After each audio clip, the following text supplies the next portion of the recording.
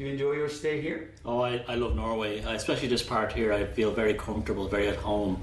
I think maybe my ancestors may even come from here, so particularly this area around here, yes. Yeah, like South Trøndelag or Trøndelag? Just this area. When I came into Trondheim yesterday, it felt, you know, when you come to a new place and you feel very relaxed, and being from Dublin, which was founded by Norwegian Vikings, who knows, maybe my ancient ancestors were from these hills. Yeah, because the north fingerprint on Ireland is quite noticeable. It's massive. It's massive. Most of the Irish cities were founded by Vikings, or they went in there and turned them into big trading centres. So yes, and lots of Irish people have names that are rooted in Norwegian and Danish names. So very much so. But it had been, shall we say, repressed, played down for reasons that I now understand. But it's mainly because of the growth of Christianity in Ireland. But now more and more Irish people are starting to discover and take an interest in their Nordic background. Yeah, so you have dedicated your life to studying the Norsemen's history and causes and reasons. So where do you mean that the Viking era started? Well, I haven't studied my life to it, but I'll tell you what got involved. When I was about 14, they found an enormous Viking town under Dublin when they were building an office building, and it triggered something in me and many people at the time that this was our people, this was our history, which we'd never known about. And it was suddenly the Vikings were not up there; they were ordinary people, because they were finding everyday objects, and so that was the beginning of it. But I would say, in recent times, mainly by looking at the Viking background and my own Gaelic, Celtic heritage, that it's made me understand more than anything else that we have been brutally damaged by Christianity. I don't mean that to put Christians down. I mean by... You mean the Catholic... I mean the Middle Eastern religion. That's okay for over there. That's theirs, right? But it doesn't work in Europe. And the only way it ever worked in Europe was to make us oppressed, to keep us down. And because most of my work is in the study of psychopaths in positions of power, it became very apparent to me that the main reason that psychopaths have been in such powerful positions in Europe for about 1500 years was because of the success of Christianity by the sword. Yeah. Do you believe in Jesus, or we chop your head off? Exactly, yeah. One God, one law, one king, one rule. Do it or you die, and you go to hell. That is, so what you have explained to us now is basically the Farsi symbol. It is what the Farsi symbol represents. The symbol that we see every day on our police officers in Norway. Yeah.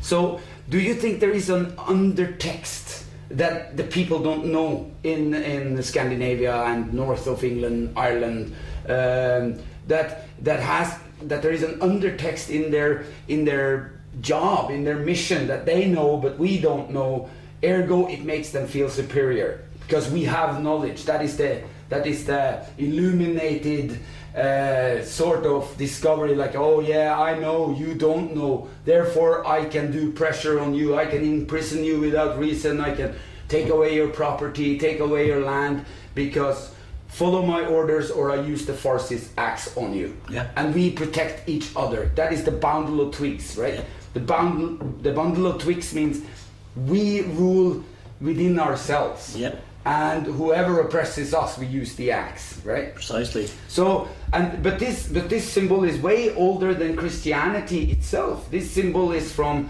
the Caesar's time. It's more like 2,000 years old. So when did Christianity, in your perspective, really take a grip of Ireland, England, and Scandinavia? It took a grip first in Ireland about 1500 years ago with the arrival of St. Patrick. Now, St. Patrick was not a saint. St. Patrick was a Roman diplomat, a patrician. That's what Patrick means in Welsh. He was from Wales. And he was the Henry Kissinger of his time.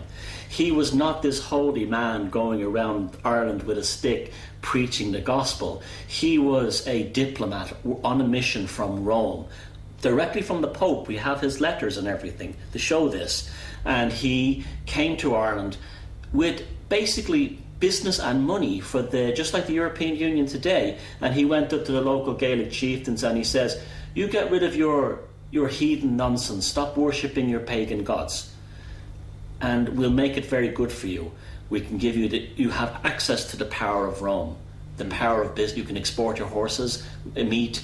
We'll give you business. We'll send your children to the best colleges in Rome, and you'll have real power, not just local power. And that's how they did it in Ireland. There was no genocide of non-Christians such as there was in Saxony, with Charlemagne. Yeah. So that's how they did it mostly in most countries. Through bargaining. So year 1500 they go into Ireland with 500. With wisdom and temptation of gold, glory, and the Farsi symbol. Oh right? Yeah. And they gave you the power to use the Farsis, right? So then we move 200 years more, and their occupation keeps spreading, and we have Charlemagne in 767 where he takes down Saxony, right? And but that is a different approach. Yes. Charlemagne is a little different than what happened in Ireland. Logistics. Ireland and Britain are islands. They're very difficult to invade. So the Roman power base knew they could never really flood those countries with enough troops. They had already tried that with Romano-Britannia. And they never got Scotland, and then large sections of England they never controlled. Right. So because of the tribes, and also the Irish tribes were hitting them in England from invasion. So it was always very vulnerable. So they had changed their approach. They said diplomacy, money, business, power, ego, and religion. And that was why they did it with that. But it spread from west to east. So they started in Ireland, then they colonised England the same way. The same kind of St. Patrick founded the main Christian site at St. Glastonbury in the south of England. So it started in the west of Ireland and they moved back in towards Europe. Very, very different on the continental Europe, right? Much bigger area. Very a different approach was needed. You can actually attack because you can actually follow them across land. Now that's what happened with the Saxons, right? Yeah, basically what happened was that Saxony was tired of all their fighting in England. They were running out of young soldiers. And this Charlemagne came up to the Saxon chiefs and he said, surrender to Christianity, we will spare your lives and you will get this Farsi symbol, you will get gold and glory, and we will give you everything Rome has to offer you, and just cut out the pagan nonsense. But this showed to be a lie. No, he massacred the 4,500 Saxon prisoners near the Danish border. Right. In one of the greatest crimes in history. But it was the same thing. This was genocide, right? But that happened with St. Patrick too, because there is basically a legend in Ireland that St. Patrick, he banished the snakes. He removed the snake. Ireland never had snakes. That was code. Code the word. Snakes were the Druids. Code name for pagan beliefs. Yeah, and many Gaelic scholars now believe that the banishing of the snakes, he actually had the last of the Druids drowned by force in Lough Erne. So what is the point of this clover green little fellow called St. Patrick's Day? I remember this from America, lots of Catholics there, and they have a day off at work and they celebrate St. Patrick and his little clover with a little green guy. Why? St. Roman Day. They'd finally conquered the pagans completely. So the St. Patrick's Day is actually not a glorification of one man who did good deeds. St. Patrick's Day is actually a celebration that Rome took Ireland. That is the whole idea of celebrating St. Patrick's Day. And that's why I don't celebrate it. So with that we stop part 1 of this interview with Thomas. We're gonna see more of you later, and watch us on part 2 here on Hugtun TV.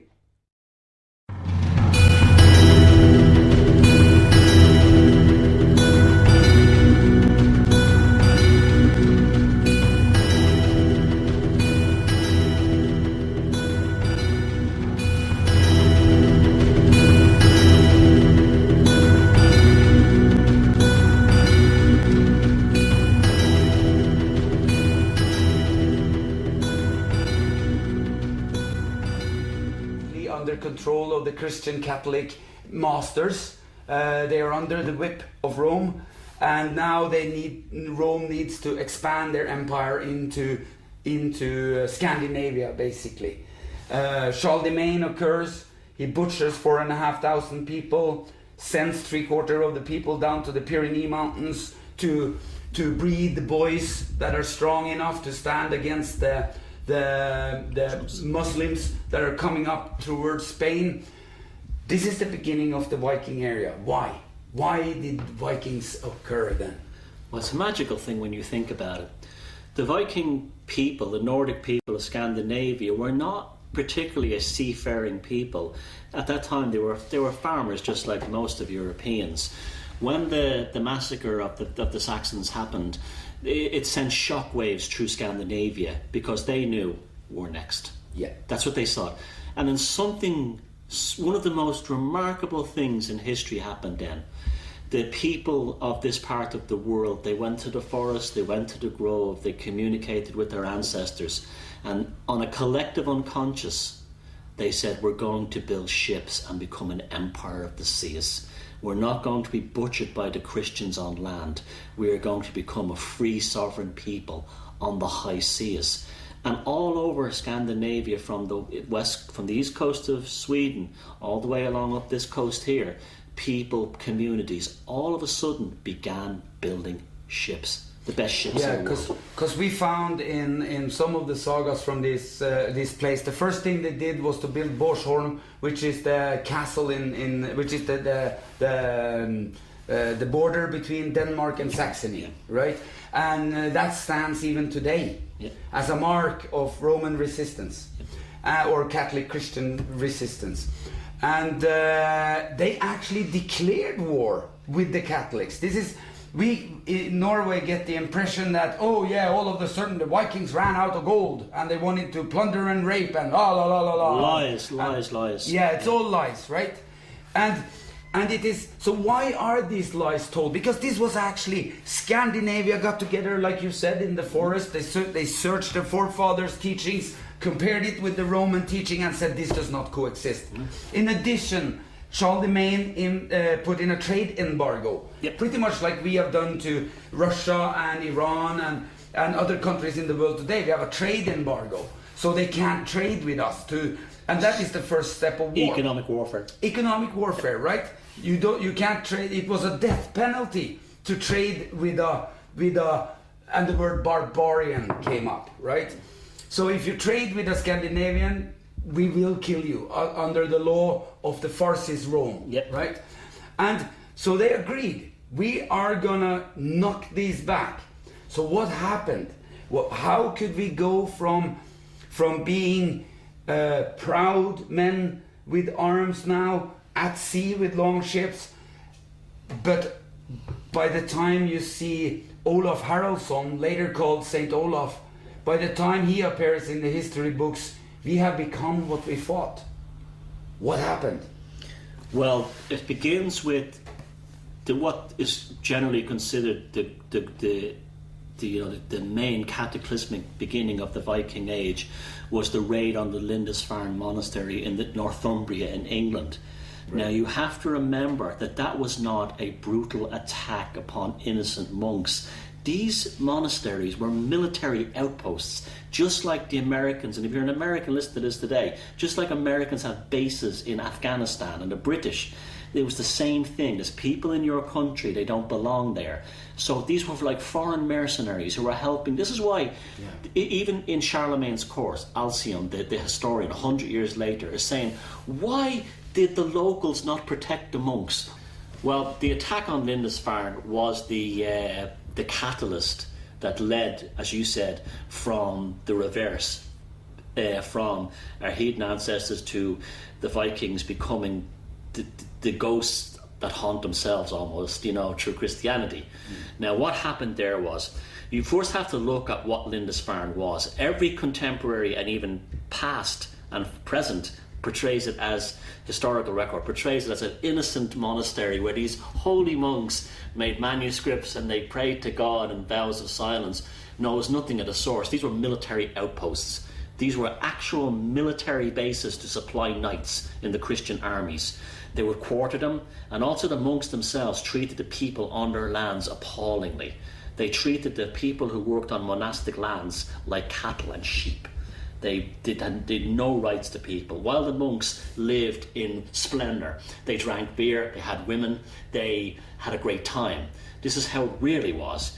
The Vikings had the genius idea of hitting these monastic outposts, military strategic strikes. Because what we find in Norwegian literature about Lindisfarne is because of one of the famous chieftains. He said, "From Lindisfarne these spies have come and discovered our fortifications." There you go. That's it. Yeah, and that's what he said. So he said Lindisfarne is not like you said, not these innocent holy men. No. None of them were. No. In fact, the Irish Annals, which is the Irish version of the Anglo-Saxon Chronicles, they announced the arrival of the Norsemen in Lindisfarne in such a way, like, oh shit, we got to get all our stuff inland.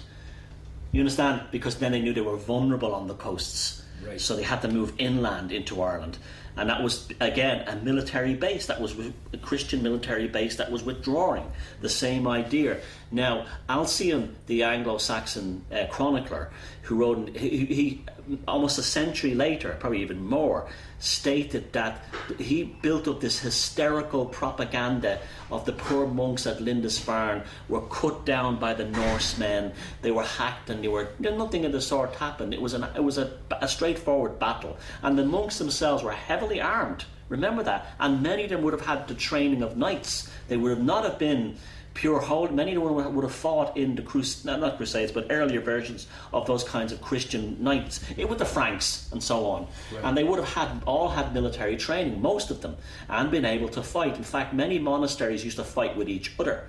This was one of the reasons that the Gaelic Irish invited the Norwegian Vikings to Dublin, because they wanted to have a go at the Christian monasteries around the city, because they were taking all the wealth, and that's why they weren't welcome, but he says, "Come on, we do business," kind of thing.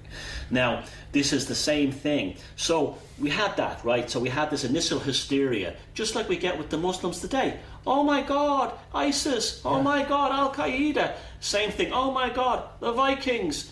Same kind of thing, right? Now the Vikings, instead of actually fighting the Franks in mainland Europe, they circumvented. So they went to the Islamic world to trade in Baghdad. So they could trade there because they were not Christians. And then they went down the sea route to Shetland, Orkney, down into Dublin, all around Ireland, and eventually over to Canada. So they were creating an empire of the seas that circumvented the Christian world.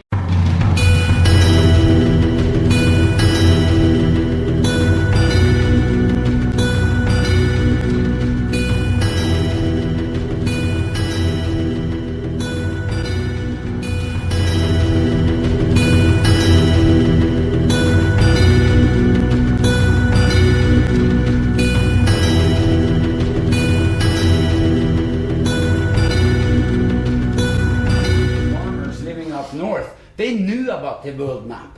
They knew about where to position our ships, where to go with our ships. Already in the year, this must be around the year 600, 700.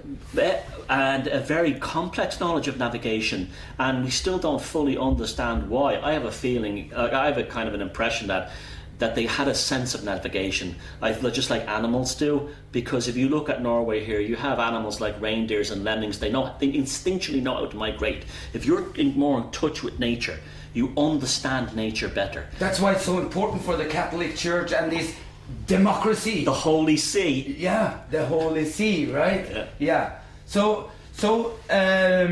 Charlemagne takes out the Saxony by fooling them into to be confirmed. They come in their white dress to be confirmed. Instead, they are arrowed down. And this shocks Scandinavia. They build a wall in Denmark to stop it there, and they do Lindisfarne. Yeah. And then we have 250 years of European turmoil. Yep. But in this tumble, the Catholic Church manages to reach into the corrupt part of the Norsemen and starting to buy knights, right? Piecemeal, bit by bit. The same strategy they did in Ireland. they eventually would find one Norseman leader who might be agreeable, and you might see a benefit. And then he might get lots of business. And now you're talking Rollo, right? Yeah, and then he has a business, and then he's doing well. He has the best horses, the best houses. Yeah. And then the guy next over to him goes, "A guy over there, he's done really well dealing with the Franks. Let's talk." Right. And so you play on that kind of thing. Because Rome has everything. Rome has whatever it needs because it plunders it from whoever they want, and they've always done that. Same as democracy today.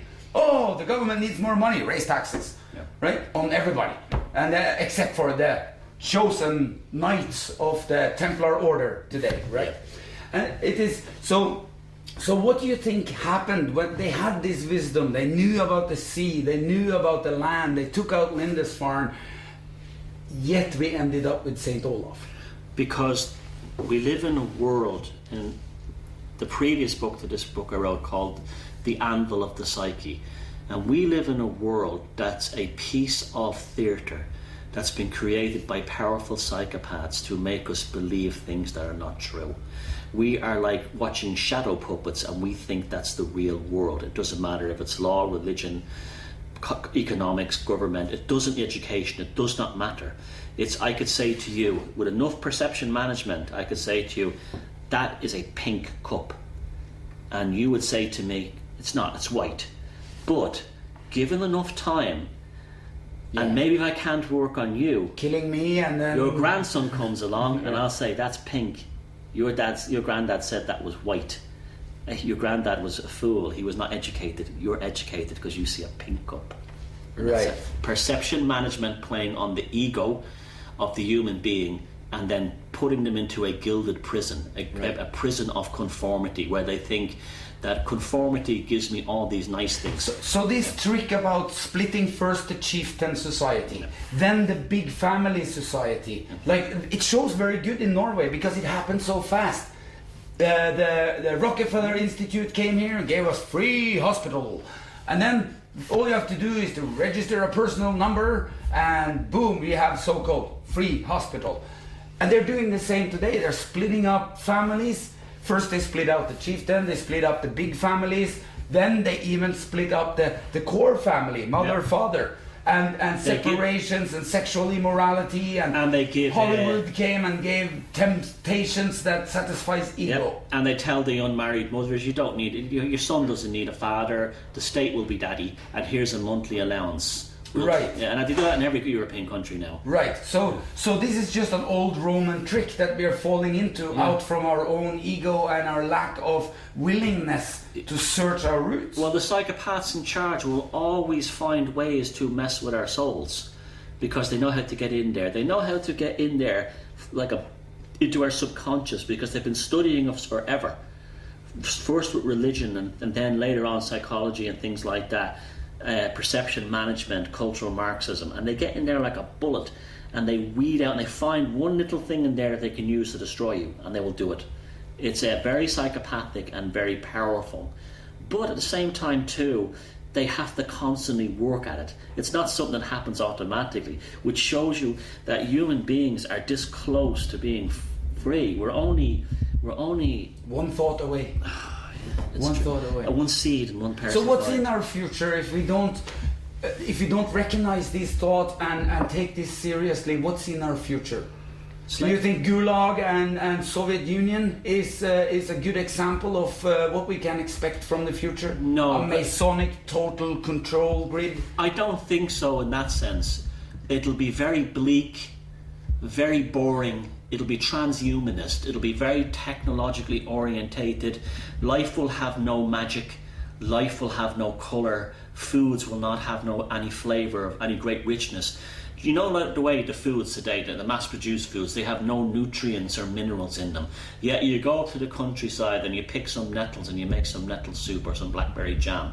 And when your body tastes that, it's suddenly all these endorphins start firing in your brain. This is what you're supposed to eat. This is, well, they've stolen the colour from people's eyes and the energy from their hearts. At home I have at Hugtun we have a grass onion Exactly. And this is a very organic grass onion that has been moved from mother to daughter and ended up at Hugtun, and everybody who eats of that goes, wow. And it is so good because you go at one of the corporate Americanized shops and you buy a grass onion, you taste that, and then you taste the organic, probably 60, 70-year-old grass onion that has been going in generations, and you taste it and it is a totally different vegetable. It's like, everything's like that. You go to the supermarket, you buy a bottle of wine, you go home drinking, that's okay. You go down to Spain or Portugal or Italy, and you go to a farm where the family has grown their wine, their own little vineyard forever, and you drink a glass of wine this family has made down there, and it tastes like heaven. Right. You're tasting the love. So if you're tasting the spirit of those people. Yeah. So if we want to have a good future, this is what we need to seek. Right? Yeah. Look. The reason why I'm I'm a great believer in embracing mythology and our old gods again is because in every single one of us, there's a Thor, there's an Odin, there's a Sif, there's a Freya, in the Celtic pantheon, there's a Lu, there's a Breed, there's Vales in the Slav. It's all in here, right? It's all in here. Right. And they allow us to approach life in a very different way, that we don't see our lives as I'm just a schlub who goes to work 9 to 5 and pays my taxes, but they allow you to see everything that goes in your life, both good and bad, as a saga, as a mythology, as a story. Right. And when you see your life in those kind of magical, epic terms, suddenly you're not a schlub. Suddenly you're a man or a woman on a sense of destiny. And we have value, and everything has value. When you bake a loaf of bread, it's not just a loaf of bread, it's a magical experience. When you when you pick flowers in your garden, it's the same thing. And that to me is the only, and I've looked at everything, I'm not kidding you, the only antidote to this psychopathic, transhumanist techno gulag they have for us is for us to go back and see our lives as a magical story, as an epic of mythology. And we don't need a one God in heaven. What we need is to embrace all the pantheon of gods, the mythologies that are inside us, that are in our genetic memory from our ancestors, and go in there and say, look, I'm not a nobody. I don't need to wait for the aliens from another planet to come and all that garbage, because that's just an extension of Jehovah. That's just that's the space Jehovah. Right? We have fucked up the world, so we need some alien to come and fix our problem. Bollocks, bollocks. Yeah. What we need inside us is to actually go into those core and get to that moment right here in Norway where I am, when your ancestors and probably my ancestors were here, and to look and say, the Saxons are at the gate. Right. Now is the time to build ships. And if your ship is an artwork, a movie, a song, an organic garden, even a company that wants to help people, we all have to build that long ship, and that's the solution, and sail away from the technological Charlemagne. That's how I feel about it. There's no choice as far as I'm concerned. That's it. Yeah. It's our last hope. And where can we find your longship on the internet? Do you have a web address? I do. I have thomassheridanarts.com, and you'll find everything to connect me there. So thanks again for this. It was a great experience. Yeah, thanks for meeting you. I see you tonight.